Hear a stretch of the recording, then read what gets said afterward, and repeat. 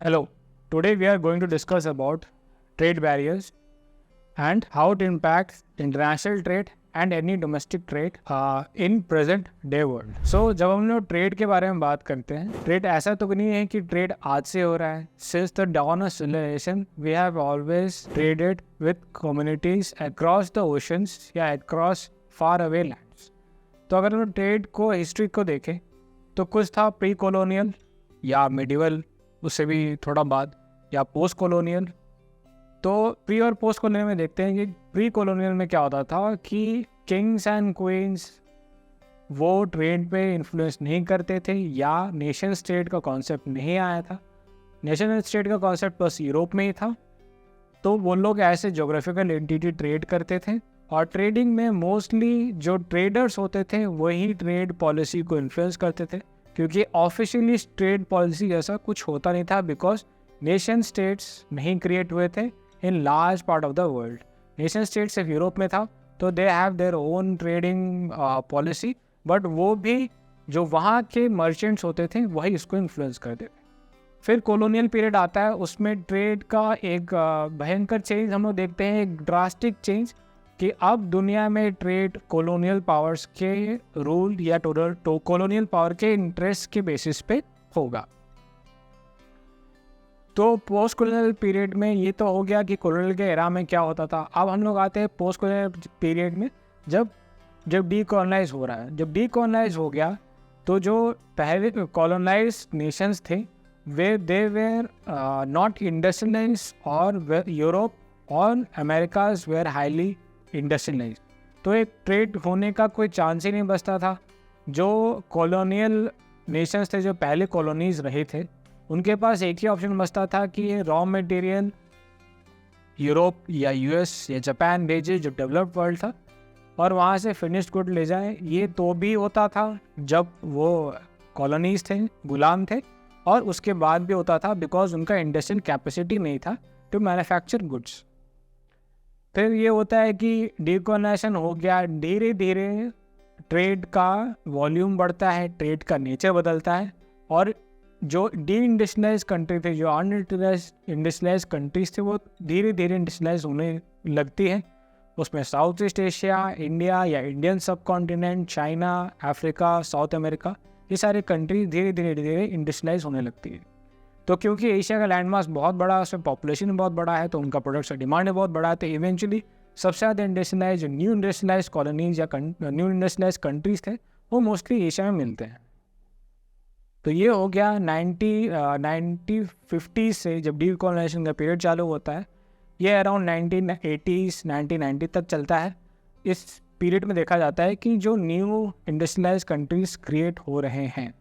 इसके बाद दो इम्पॉर्टेंट इवेंट होता है वर्ल्ड में. एक सोवियत यूनियन का टूटना, जो कि ट्रेड में उतना बड़ा रोल प्ले नहीं करता है, बट एक आइडियोलॉजिकल ब्लॉकेज या एक ब्लॉक ख़त्म हो जाता है, तो वर्ल्ड में इंटीग्रेशन के चांसेस बहुत ज़्यादा बढ़ जाते हैं. और दूसरा WTO एज एन ऑर्गेनाइजेशन में बहुत प्रोमिनेंस होता है. वो क्यों होता है हम लोग आगे देखें. अब हम लोग आते हैं ग्लोबलाइजेशन का पीरियड आने के साथ ही WTO जब बन जाता है तो ग्लोबलाइजेशन का एरा चालू हो चुका है, और ये न्यू ग्लोबलाइजेशन है. पहले ग्लोबलाइजेशन एक बार हो चुका था जब हम लोग बहुत नंबर में कम थे, वो मीडियवल एरा था, उसका हम लोग प्रोटो ग्लोबलाइजेशन कह सकते हैं. बस उसमें प्रोडक्ट्स ट्रांसफर होते थे, कैपिटल ट्रांसफर नहीं होता था. It was mostly based on trade. तो पोस्ट ग्लोबलाइजेशन के पीरियड में देखते हैं कि आप मटेरियल, कैपिटल और मैन तीनों ट्रांसफ़र होंगे, एंड टेक्नोलॉजी भी ट्रांसफ़र हो सकता है in this era of globalization. तो ये हो गया ट्रेड के पैराडाइम्स, जो since from the very beginning कैसे होता था और आज उसका नेचर क्या है. इस एरा में सिर्फ product across the border transfer होते थे. इस एरा में आते आते we have transfer of capital, technology, man, material, know how, सब कुछ ट्रांसफ़र हो सकता है अक्रॉस द बॉर्डर्स. अब हम लोग आते हैं इम्पॉर्टेंट इशू पे. हम लोग ग्लोबलाइजेशन के वर्ल्ड में, तो WTO का क्रिएशन और उसका रोल और उसका इंपॉर्टेंस बहुत ज़्यादा बढ़ जाता है. तो जब WTO क्रिएट क्यों हो रहा है, तो 1990s में और उसके पहले ट्रेड का इंपॉर्टेंस बढ़ता है, और लोग ये देखते हैं या कंट्रीज इस पर अग्री करते हैं कि ग्लोबल ट्रेड से प्रॉस्पेरिटी के बढ़ने का चांसेस बहुत कम है. बिकॉज एक जोग्राफिकल एंटिटी में कोई रॉ मटेरियल या कोई प्रोडक्शन कैपेसिटी बहुत अच्छा है, तो it can be use to produce great valued goods in some other part वो कहीं इंपोर्ट कर सकते हैं। तो एक इंटीग्रेशन की बात चालू हुई कि वी कैन कलेक्टिवली ग्रो, और ग्लोबल ट्रेड होने से हम लोगों को जो अंडर डेवलप या डेवलपिंग कंट्रीज है उनको चांस ज़्यादा पेस से डेवलप होने का मिलेगा बिकॉज ऑफ ग्लोबल इंटीग्रेशन या ग्लोबल ट्रेड। और वो लोग ये भी देखते हैं कि अगर हम लोग आइसोलेटेड रहें तो हम लोगों का प्रोडक्ट हम लोग के कंट्री में रह जाएगा, even if it is the best product in the world. तो ट्रेड ओपन होने से they got a global opportunity to trade their product which they think is the best. For example, India does not produce diamonds, but it is the largest exporter of polished gems and jewelry. वो क्यों है? क्योंकि हम लोगों का know how इतने सदियों पुराना है, तो अगर हम लोग आइसोलेटेड रहे तो हम लोगों का ना कभी प्रोड्यूस कर पाते, क्योंकि यहाँ पे जेम्स एंड ज्वेलरीज प्रोड्यूस होती भी नहीं। We don't even produce gold in for making ornaments और इंडस्ट्री, और जेम्स तो बिल्कुल ही प्रोड्यूस नहीं करते हम लोग। ये सारा इंपोर्ट होता है या पॉलिश होता है, मैन्युफैक्चर होता है, इवेंचुअली एक्सपोर्ट होता है। तो ये सिंपल क्रूड एग्जांपल है इन कि ग्लोबल मार्केट्स में इंडिया का एक नीश सेक्टर है, वो जेम्स एंड ज्वेलरी है। तो हमारे प्रोड्यूसर्स के लिए एक ग्लोबल अपॉर्चुनिटी मिलता है to sell their products across the globe. तो ये सारे कंट्रीज एग्री करते हैं कि ग्लोबल ट्रेड से सभी कंट्री को नॉट इक्वली बट बेनिफिट तो होता है, so we should accept global trading. अब आते हैं WTO में, क्योंकि हम लोग पढ़ रहे हैं ट्रेड बैरियर्स क्या हैं, और ट्रेड बैरियर्स इम्पॉर्टेंट भी हैं बट उनका नहीं होना ज़्यादा इजी होता है to trade across the borders. तो हम लोग जब ट्रेड बैरियर्स की बात करते हैं तो WTO कहता है there are 2 types of trade barriers, type barriers and non type barriers. Type barriers simple, कोई एक specific amount to be paid for importing a good, ये एक सिंपल ट्रेड बैरियर है जिसमें पैसा इन्वॉल्व होता है। और नॉन ट्रेड बैरियर जिसमें पैसा इन्वॉल्व नहीं होता है, you don't have to pay anything to export some और export a product to some other country, और वहाँ का जो इम्पोर्टर उसको भी कोई अमाउंट पे नहीं करना पड़ेगा। It is mostly based on money and it is not based on money, it is just based on rules. अब आते हैं पर्पस ऑफ टैरिफ बैरियर्स। हम लोग जो पैसा लगाते हैं या ड्यूटी लगाते हैं, ये उसका पर्पस क्या है? तो यह है कि प्रोटेक्ट डोमेस्टिक इंडस्ट्रीज।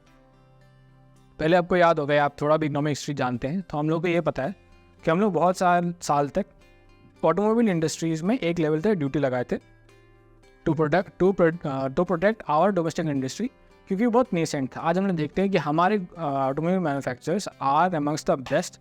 अगर वो नहीं होता तो we might not have grown in such large volume, but eventually ये विजडम आया कि उनको भी आने का अपॉर्चुनिटी हो ताकि कोलैबोरेटिव एफर्ट हो और इंडियन कंज्यूमर को बेटर प्रोडक्ट मिल सके। तो पहले एक लेवल का प्रोडक्शनिज्म ज़रूरी है, बट वो बहुत ज़्यादा ड्रास्टिक हो जाता है, इवेंचुअली कंज्यूमर्स लॉस और यहाँ के प्रोड्यूसर्स भी लॉस करते हैं, बिकॉज ग्लोबल इंटीग्रेशन से नो हाउ बहुत ज़्यादा बढ़ जाता है। तो you can manufacture better products by knowing something that other person और other company has created in some other place in the world. दूसरा है कि रिस्ट्रिक्शन ऑन कॉस्टली गुड्स। अगर वो सेम चीज़ अवेलेबल है डोमेस्टिकली तो उसके लिए कॉस्टली इंपोर्ट्स मंगाने की क्या ज़रूरत है? It will drain your national wealth. तीसरा है shield domestic market from predatory policy of exporter country. एक सिंपल से एग्जांपल देता हूँ। रिसेंटली नहीं, 2-3 साल पहले जब कोविड का एरा था, तब बहुत सारे बैंकिंग इंडस्ट्री में स्ट्रेस था and their share were falling with great numbers. तो चाइना का जो पब्लिक सेक्टर बैंक है या पब्लिक बैंक है, it decided that you will increase its share in our domestic bank जो है HDFC। तो सरकार ने एक रूल लेके आया कि जो भी हम लोगों के बॉर्डर सटते हैं, बॉर्डर से लिंक करते हैं, वो कंट्रीज इस तरह के ओनरशिप नहीं ले सकता है। तो ये एक तरह का टैरिफ बैरियर हो गया कि we will apply some restriction कि हम लोगों वो नहीं चाहते हैं कि you should sell your product in our country. और दूसरा एग्जांपल है कि चाइना से बहुत चीप इंपोर्ट्स आता है फॉर स्टील, एल्यूमिनियम।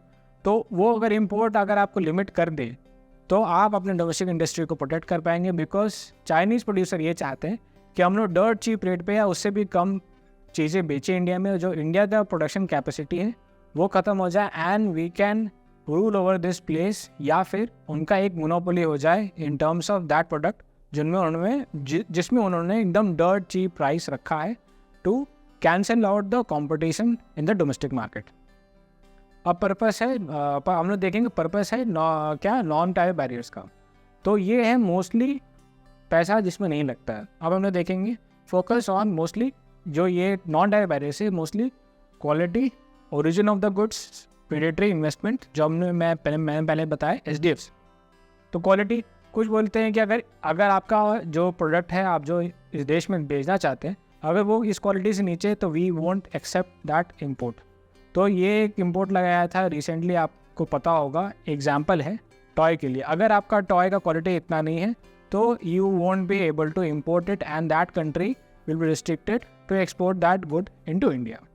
तो इससे क्या हुआ, डोमेस्टिक इंडस्ट्री जो टॉय इंडस्ट्री है वो बढ़ पाया। इंडिया अपने इतना बड़ा मार्केट है, इंडिया दुनिया का सबसे बड़ा पॉपुलेशन है, तो ऑब्वियसली बेबीज बहुत बॉर्न होते हैं, we have huge young population जो टॉयज़ खरीद सकता है। तो इससे क्या हुआ, एक simple tariff non tariff barrier से we create an opportunity for our home domestic industry, toy manufacturing industries.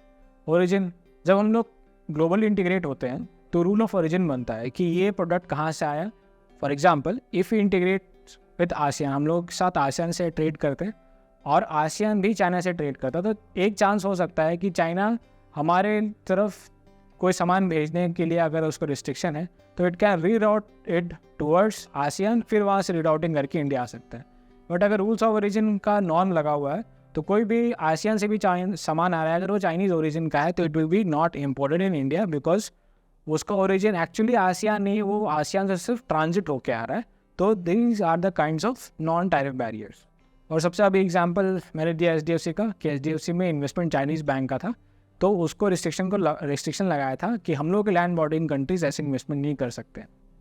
तो ऐसे ये प्रेडेटरी पॉलिसी रोकने के लिए था, ये क्वालिटी मैनेज करने के लिए था कि we should import only the best quality products for our consumers. और दूसरा था ओरिजिन, ताकि कोई भी कंट्री ओरिजिन को एज अ बाईपास न करे रूल को for our production of our domestic industry. और जो एग्जांपल है, और अगर हम लोग इसको और देखें कि इसमें डीपर नॉर्म्स क्या लगते हैं नॉन टैरिफ बैरियर्स में, तो हम लोग देखते हैं कि सैनिटरी एंड फाइटोसैनिटरी इशू। तो हम लोग में अगर आप कोई भी एग्रीकल्चर प्रोड्यूस बाहर भेजेंगे तो जो इम्पोर्टर है देयर रिस्क देयर इन्वायरमेंट कि आपके यहाँ जो पेस्ट है या एग्रीकल्चर प्रोड्यूस में जो आपने फर्टिलाइज़र लगाया it may be harmful for their own consumer या सिटीजन। तो ऐसा नॉर्म लगा सकते हैं कि ये टेक्निकल बैरियर्स हैं, अगर आपका ये क्वालिटी आपने अटेन नहीं करता है तो will simply reject your consignment. और नॉन टेक्निकल बैरियर्स में जैसे मैंने बताया rules of origin, trade investment पे ऐसा रहता है। फॉर एग्जांपल जैसे बहुत सारे कंट्रीज, ऑलमोस्ट ऑल कंट्रीज अपना कोई एक नीश इंडस्ट्री रखते हैं, जिसको नीश तो नहीं बोलेंगे उसको, बट ऐसा कोई इंडस्ट्री रखते हैं जिसमें गवर्नमेंट का ही इन्वेस्टमेंट हो या डोमेस्टिक इन्वेस्टमेंट हो। जैसे कि न्यूक्लियर इंडस्ट्री ऐसा है जिसमें वो नहीं चाहेंगे, कोई भी नहीं चाहेगा कि कोई फॉरेन पार्टिसिपेशन हो इन द न्यूक्लियर इंडस्ट्री या न्यूक्लियर नो हाउ में डोमेस्टिकली। तो हमेशा ऐसी इंडस्ट्रीज़ को गवर्नमेंट अपने पास रखती है और अलाउ करती है कि थोड़ा बहुत डोमेस्टिक मैन्युफैक्चरर सिस्टम पार्टिसिपेट कर पाए। तो ये sort of non technical barriers हैं। तो सिंपली टैरिफ बैरियर्स वो जिसमें आपको ड्यूटी पे करना पड़ा है, नॉन टेक्निकल बैरियर्स जो सिंपल आपको रूल्स फॉलो करने हैं फॉर एक्सपोर्ट एंड इम्पोर्ट। अब हम लोग आते हैं कि इंडियन प्रोडक्ट्स क्या प्रॉब्लम फेस करते हैं। तो यहाँ पे 3 एग्जांपल हैं जो सबसे पॉपुलर है इंडियन एक्सपोर्ट के। अगर अब शेयर देखा जाए तो एग्रीकल्चरल गुड्स, हम लोग एग्रीकल्चरल रिच कंट्री है तो we export lot of agricultural goods. दूसरा है सॉफ्टवेयर सर्विसेज एंड फार्मास्यूटिकल। तो एग्रीकल्चर गुड्स में क्या होता है कि हमारे जो एक्सपोर्टर जहाँ हम लोग एक्सपोर्ट करते हैं वो मोस्टली होता है Japan, USA, EU, west Asian countries. तो इनके पास एक्सपोर्ट करने से क्या होता है, they follow very strict norms कि अगर आप पेस्टिसाइड का इससे ज़्यादा मात्रा है तो they will simply reject the consignment.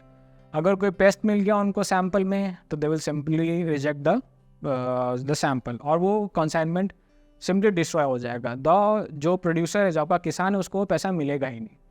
तो ये एग्रीकल्चर गुड्स के लिए बहुत इशू होता है।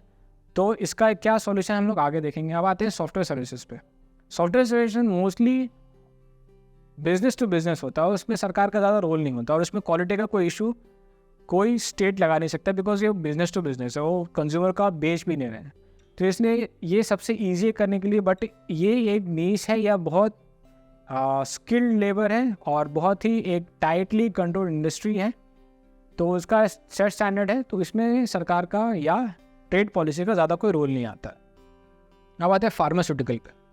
तो इंडिया फार्मास्यूटिकल का हब है दुनिया का, फार्मेसी ऑफ द वर्ल्ड। तो अगर आपको इंडियन फार्मास्यूटिकल जायंट्स को या कोई भी मैन्युफैक्चरर को अमेरिका में अपनी दवाई बेचना है, तो नॉर्म ये कहता है, उनका लॉ ये कहता है कि उनके इंस्पेक्टर आएंगे, यहाँ के फार्मास्यूटिकल फैक्ट्रीज को चेक करेंगे कि आपने उनके हिसाब से सारे रूल फॉलो किए हैं दवाई मैन्युफैक्चर करने के लिए कि नहीं। इवन इफ अगर आपकी फैक्ट्री यूएस के स्टैंडर्ड्स की नहीं हो, तो they will simple blacklist that factory. उस फैक्ट्री से अमेरिका में कोई दवाई नहीं जाएगी आफ्टर दैट इंस्पेक्शन। तो ये स्ट्रिक्ट नॉर्म्स है, ये नॉन टैरिफ बैरियर के एग्जांपल्स है कि ये सारे रूल्स फॉलो करने के लिए के बाद ही आप अपनी कोई भी प्रोडक्ट को उस मार्केट में भेज सकते हैं। अब हम लोग देखते हैं राजस्टेशन, जैसे मैंने बताया west Asia EU, they follow very strictly these rules.